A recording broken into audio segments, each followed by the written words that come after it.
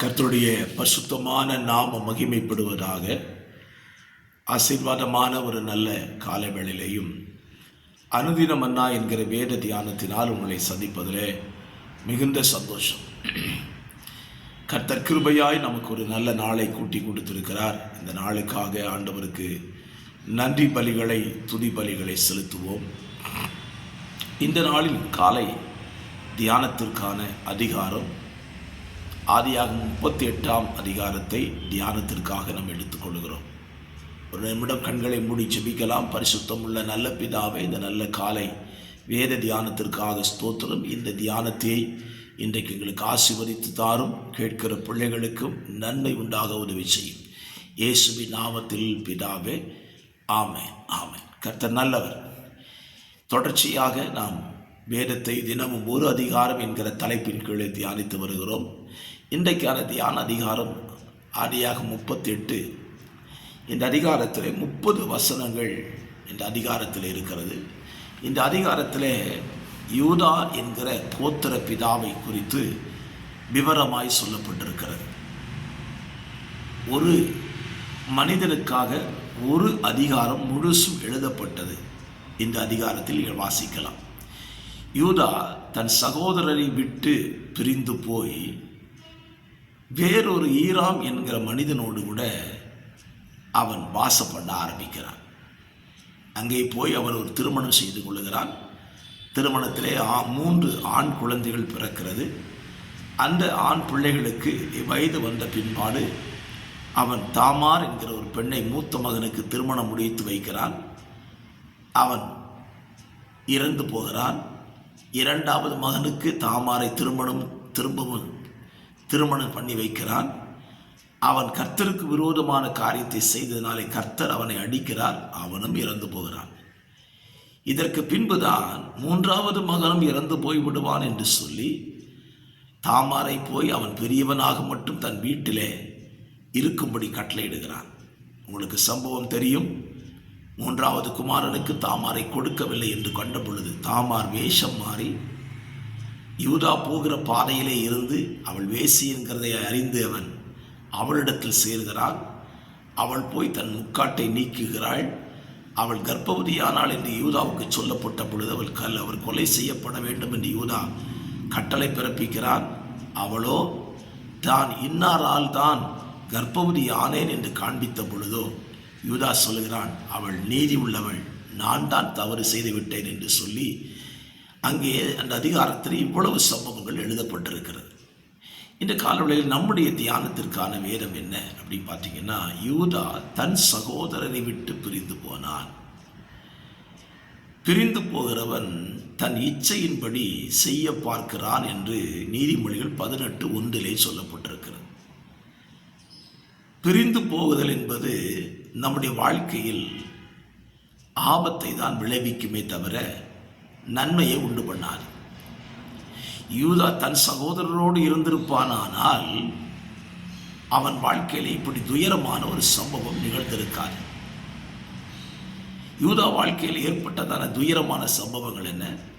முதலாவது, சகோதரரை விட்டு பிரிந்து போகிறார். சகோதர ஐக்கியம் கெடுகிறது. 2வது, அவனுடைய மனைவி மரித்து போகிறாள். 3வது, அவனுடைய 2 பிள்ளைகள் மரித்து போகிறார்கள். இறுதியில் அவனே வழி தடுமாறி தவறான பாதைக்கு சென்று விடுகிறான். பிரிந்து போகுதல் இத்தனை பிரச்சனைகளை உள்ளடக்கினது என்பதை யூதா அறிந்திருக்க மாட்டான். ஏன் ஆண்டவர் யூதாவை குறித்து நமக்கு எழுதி வைத்திருக்கிறார் என்றால், இன்றைக்கும் சகோதரர்களை விட்டு பிரிந்து போக வேண்டும் என்கிற மனப்பான்மை அநேகரிடத்தில் மேலோங்கி இருக்கிறதை பார்க்க முடிகிறது. ஏன் பிரிந்து போக நினைக்கிறார்கள்? அவர்கள் செய்ய நினைக்கிறதை அவர்களால் இருக்கிற இடத்தில் செய்ய முடியவில்லை. ஆகவே பிரிந்து போக நினைக்கிறார்கள். என்னை கேட்கிற அருமையான கர்த்தருடைய பிள்ளைகளே, உங்கள் வாழ்க்கையை சற்று யோசித்து பாருங்கள். நீங்கள் சகோதர ஐக்கியத்தை விரும்புகிறவர்களா அல்லது சகோதர ஐக்கியத்தை விட்டு பிரிந்து போக வேண்டும் நினைக்கிறீர்களா? நமக்கு எல்லாருக்கும் எச்சரிப்பு தான். பிரிந்து போனால் என்ன நடக்குங்கிறது தான் இந்த 38ஆம் அதிகாரம் நமக்கு விவரமாய் சொல்லுகிறது. வேத புத்தகத்தில் இயேசுவை விட்டு பிரிந்து போனதான ஒரு மனிதனுடைய நிலைமை யோசித்து பாருங்கள். அவன் இயேசுவை விட்டு பிரிந்து போனான். 30 வெள்ளிக்காசு அவனுக்கு கிடைத்தது உண்மைதான். ஆனால் அவனுடைய நிலைமை பரிதாபமாய் முடிந்து போனது.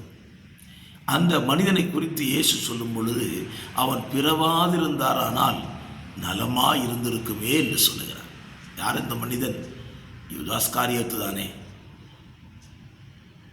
அவன் இயேசுவை விட்டு பிரிந்து போனான். திருவிருந்து எடுக்கிறான், அவன் பிரிந்து போனான். சாத்தான் அவனுக்குள்ளே புகுகிறான். பிரிந்து போக வைக்கிறது யார் வேலை? சாத்தானுடைய வேலை. காலவழியிலே நாம் புரிந்து கொள்வோம். நாம் ஒரு ஐக்கியத்தில் இருக்கிறோம் என்றால், நாம் ஒரு நல்ல உறவுகளுக்குள்ளே இருக்கிறோம் என்றால், அதிலே பிரிவினை அல்லது பிரிந்து போக வேண்டும் என்கிற எண்ணமே வரக்கூடாது. வேத புத்தகத்திலே ஏராளமான உதாரணங்களை நான் சொல்ல முடியும். பவுலை விட்டு பர்னபா பிரிந்து போனான். அதற்கு பின்பு பர்னபாவின் ஊழியத்தை குறித்து எழுதப்படவே இல்லை. ஒருவேளை பர்னபா ஊழியம் செய்திருக்கலாம், ஆனால் வேத புத்தகத்தில் பர்னபாவை குறித்து அதற்கு பின்பு எழுதப்படவே இல்லை. பாருங்க, பவுலோடு இருக்கிற காலம் வரைக்கும் பர்னபாவை குறித்ததான காரியங்கள் வேத புத்தகத்தில் எழுதப்பட்டது. என்றைக்கு பவுலை விட்டு பர்னபா பிரிந்தானோ அன்றைக்கு அவனுடைய காரியம் வேத புத்தகத்தில் இடம்பெறாமல் போய்விட்டது.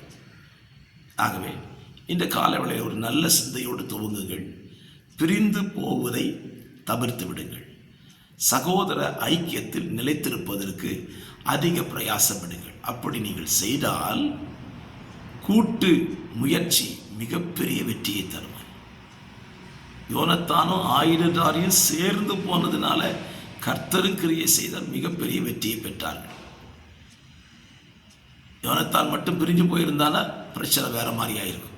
ஆகவே இந்த காலவெளியிலே இந்த நல்ல சிந்தையோடு இந்த நாளை துவங்க கர்த்தர் உங்களுக்கு உதவி செய்வாராக. பரிசுத்த பிதாவே, இந்த நல்ல காலவெளியிலேயும் எங்கள் வாழ்க்கையில் சகோதரர்களை விட்டு பிரிந்து போகிற அந்த குணங்களை எங்களை விட்டு அகற்றி சகோதர ஐக்கியத்தை விரும்ப எங்களுக்கு உதவி செய்யுங்க.